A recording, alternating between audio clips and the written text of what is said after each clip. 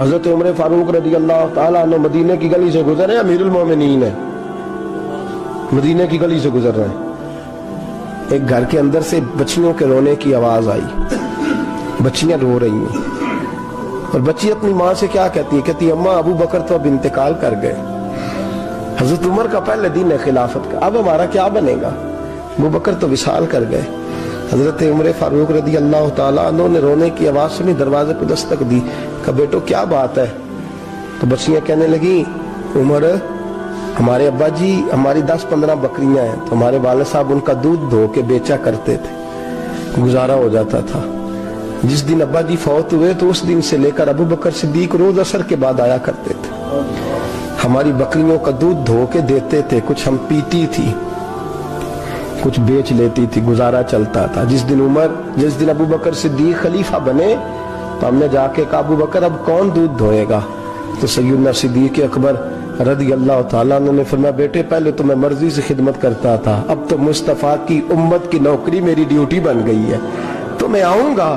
بچیاں رو رہی ہیں، حضرت عمر کو بتاتی ہیں، کہتی ہیں ابو بکر چلے گئے ہیں تو ہم پریشان ہیں، یتیم ہیں، لاوارث ہیں، بھائی کوئی نہیں، کون آئے گا، کون دیکھ بھال کرے گا؟ حضرت عمر فاروق گھٹنوں کے بل زمین پہ بیٹھ گئے، ان چھوٹی چھوٹی بچیوں کو سینے سے لگایا، فرمانے لگے میں ابو بکر کا کیا کروں، میرے لیے رستے بڑے مشکل کر گیا ہے، میں اس کے کس بادشاہ وقت ہو کے وہ غریبوں کے گھروں میں آ کے ان کی بکریوں کا دودھ بھی دوتا تھا، امیر المومنین ہو کے یہ رنگ بھی تھا، اور میں بیٹیوں فکر نہ کرنا، جب تک عمر زندہ رہے گا، عمر آتا رہے گا، یہ نوکری کرتا رہے گا۔ کچھ دن بیتے تو حضرت عمر فاروق کو یاد آیا اوہو مدینے میں ایک بوڑھی اماں بھی رہتی ہے جس کا کوئی گھر کا کام کرنے والا نہیں، اور جس بی بی کا کوئی بال بچہ نہیں، اور آنکھوں سے بھی وہ نابینی ہے۔ حضرت ابو بکر صدیق رات کے سناٹے میں جایا کرتے تھے، اس کے گھر میں جھاڑو دیتے تھے، یہ بادشاہ ہے، اس کی فقیری کا رنگ دیکھو، اس کو کنویں سے پانی بھر کے لا کے دیتے تھے، اور یہ لفظ آپ سنیں گے تو حیران ہو جائیں گے۔ اس بوڑھی اماں کے لیے نا ایک کونے میں گھر میں دور بار سیل میں ایک جگہ کھود دی تھی جہاں وہ بی بی پخانہ اور پیشاب کرتی تھی۔ امیر المومنین حضرت ابو بکر صدیق رات کو جاتے تھے اور اس کا وہ پخانہ وہاں سے اٹھا کے باہر پھینک کے آیا کرتے تھے۔ اس عورت نے پیغام بھیجا کہ عمر سے کہو میری بھی ڈیوٹیاں تو نے سر انجام دینی ہے۔ عمر فاروق ساری رات کام کرتے، سناٹا گہرا ہوتا تو جھاڑو دبایا بغل میں، اور عمر فاروق نکلے ہوئے، اس بی بی کے گھر میں جھاڑو دیا جا رہا ہے۔ حضرت انس بن مالک فرماتے ہیں میں نے آخری عمر میں بھی اس بوڑھے عمر کو دیکھا ہے، اس بڑھاپے میں بھی میں نے اس شخص کو دیکھا ہے کہ جب وجود کمزور ہو گیا، داڑھی سفید ہو گئی، لیکن پھر بھی اس کا انداز نہیں بدلا۔ اس نے ساری زندگی بادشاہی میں فقیری کر کے گزار دی، یہ پھر بھی کسی کے گھر میں جھاڑو دیتا ہے، کسی کی بکریوں کا دودھ دھوتا ہے، یہ کسی غریب میرے دوست یہ۔ اور جب سیدنا فاروق اعظم رضی اللہ تعالیٰ عنہ خطبہ دینے بیٹھتے تو کپڑے پھٹے ہیں، پیبند لگے ہیں، مزاج سادہ ہے، بڑا مال آیا ہے، بڑا مال، لیکن تقسیم کر دیا، اور یہی انداز آگے اپنے گورنروں کو دیا۔ حضرت سعید بن عامر رضی اللہ تعالیٰ عنہ آپ کے گورنر ہیں، حمص کے گورنر ہیں۔ جب لسٹ آئی نا غریبوں کی، حضرت عمر نے کہا کہ حمص کے جتنے غریب لوگ ہیں ان کی لسٹ بنا کے بھیجو، ان کو چندہ لگانا ہے۔ تو 17ویں 18ویں نمبر پر حضرت سعید بن عامر کا نام بھی آ گیا، گورنر صاحب کا۔ تو حضرت عمر نے سوچا شاید کوئی اور سعید بن عامر ہے، فرمانے لگے یہ کون ہے؟ جس کی ڈیوٹی لگائی تھی اس سے کہنے لگے یہ سعید کون ہے؟ تو کہا حضرت جی ہمارے صوبے کا گورنر۔ تو فرمایا اس کی لسٹ فقیروں میں؟ فرمانے لگے پتہ نہیں آپ نے کیا رنگ بھر کے بھیجا ہے، مہینہ مہینہ یہ شخص درختوں کے پتے کھا کے گزارا کر دیتا۔ یہ میں فرشتوں کی کہانیاں نہیں سنا رہا آپ کو، میں آپ کو جنات کی یا عالم بالا کی باتیں نہیں، اس دھرتی پہ بسنے والے، اس دھرتی پہ وقت گزارنے والے میرے رسول پاک کے تیار کردہ ہیرو کی باتیں عرض کر رہا ہوں۔ حضرت عمر گئے ایک دفعہ، کہا مجھے بتاؤ تمہارا گورنر کیسا ہے؟ تو حمص کے لوگ کہنے لگے ہمیں اپنے گورنر سے 4 شکایتیں۔ کون کون سی؟ پہلی بات تو یہ ہے کہ گورنر صاحب کو چاہیے فجر کے وقت آئیں، یہ سورج نکل آتا ہے تو باہر آتے ہیں گھر سے، سورج نکل آتا ہے تو آپ کہہ کے تو دیکھیں کسی معمولی سرکاری ملازم سے بھی، फिर आप देखिए आपका क्या बनता है। कहा ये सूरज निकलते वक्त आते हैं। दूसरी शिकायत ये है कि दिन को मिलते हैं, रात को नहीं मिलते। तीसरी शिकायत ये है कि महीने में एक दिन मिलते ही नहीं, गवर्नर साहब। चौथी शिकायत है कि रोते हैं, कभी कभी इतना रोते हैं कि बेहोश हो जाते हैं। हजरत फारूक आदम ने खड़ा कर लिया, फरमाया सही तेरी शिकायत आई है। का हुजूर हुक्म। फरमाया सुना है, पहले तू फजर के वक्त आ जाता था लोगों के मसाइल सुनने, अब तू सूरज निकलते वक्त आता है। का हुजूर बीवी बीमार हो गई है और घर में नौकर तो है कोई नहीं, तो मैं सवेरे उठता हूं तो पहले नाश्ता बनाता हूं, बच्चों को खिलाता हूं। उस औरत ने 35 साल मेरे साथ वफा की है, अब चारपाई पे है तो मैं उसके मुंह में लुकमे डालता हूं। कहा उसे खाना खिला के जब वो दुआ देती है तो फिर निकलता हूं। तो कहा सुना है तो हफ्ते में एक दिन मिलता ही नहीं, महीने में। कहने लगे हजरत जी जब मदीने से आया था तो एक कुर्ता और एक तामद साथ लाया था, मुझे आज 2.5 साल हो गए हैं, मैं नया लिबास नहीं खरीद पाया। मैंने अर्ज की मैं इस धरती में बसने वाले लोगों की दास्तान सुना रहा हूं। कहा मैं अपनी तामद धोकर खुश्क होने को डाल देता हूं, उसे आधा दिन लग जाता है, खुश्क होती है तो तामद पहन के कमीज धो लेता हूं और फिर कमीज डाल देता हूं।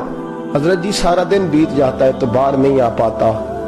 हजरत उमर फारूक की गर्दन झुक गई। का सुना है तू रात को मिलता ही नहीं। ये लफ्ज कहे तो हजरत सईद बिन आमर कहने लगे ये मेरा राज था, आप मेरे अमीर ना होते तो कभी फाश ना करता।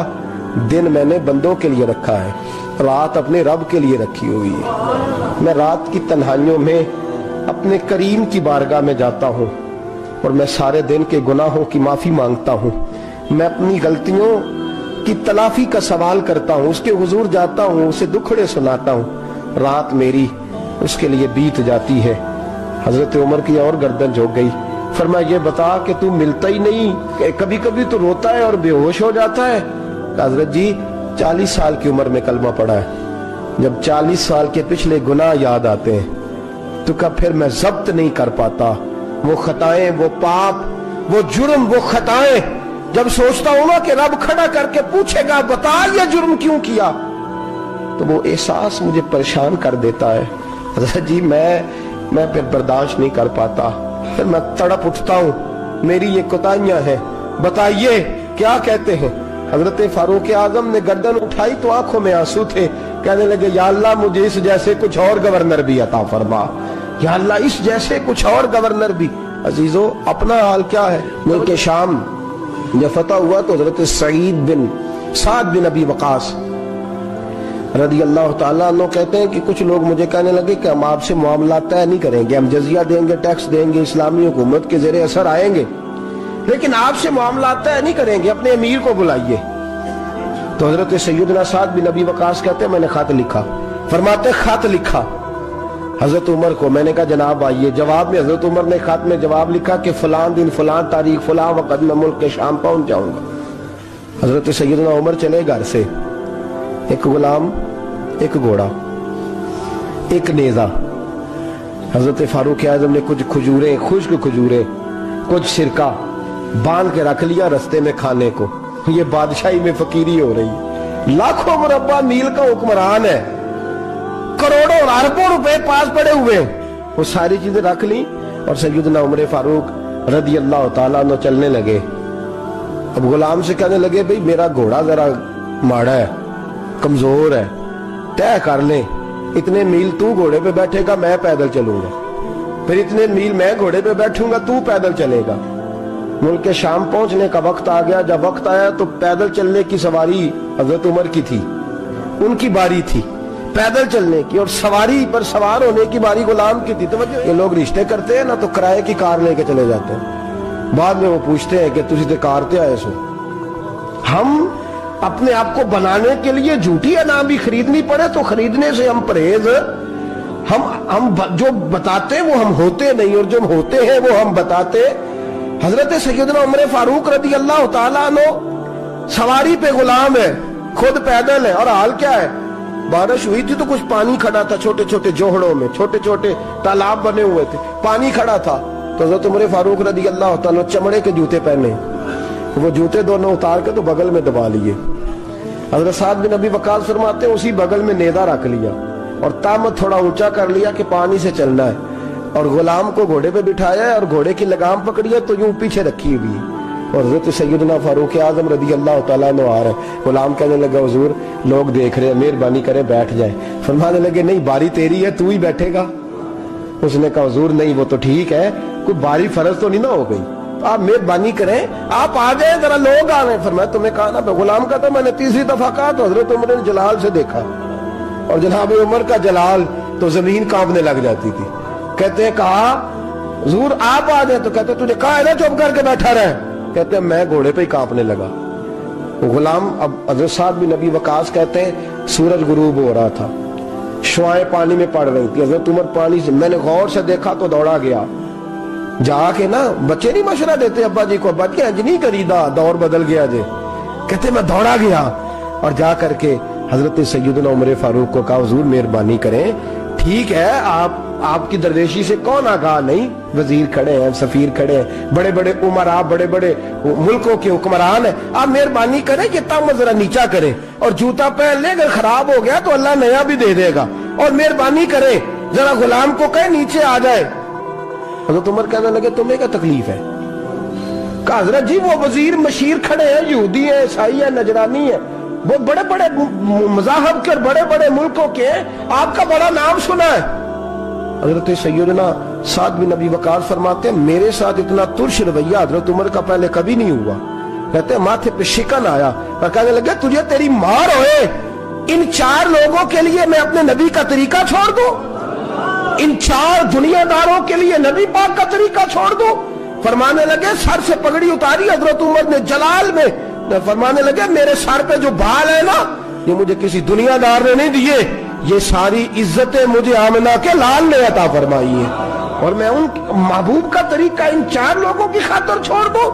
فرمایا قرآن کہتا ہے ان اللہ یامر بالعدل والاحسان، جب میں نے خود عدل کا تقاضا یہ رکھا ہے کہ کبھی وہ بیٹھے گا کبھی میں بیٹھوں گا، باری اس کیا تو میں کیسے بیٹھ جاؤں؟ حضرت سعد بن ابی وقاص فرماتے ہیں اسی درویشی میں سلام اس پر کہ جس نے بادشاہی میں فقیری کی، کہتے ہیں اسی درویشی میں حضرت عمر پہنچے تو جو پہلے ڈرا کرتے تھے جب حضرت عمر آئے تو انہیں کامتے بھی دیکھا، روب اور بڑھ گیا، ان کے دلوں کے اندر حضرت عمر کا دبدبا اور بڑھ گیا، اور میرے کانوں میں کہنے لگے سعد پہلے سنا تھا لیکن دنیا سچی کہتی ہے، جو حال محمد اور محمد کے غلاموں کا ہے صلی اللہ علیہ، وہ دنیا میں دوسرا کوئی حاصل کر سکتا؟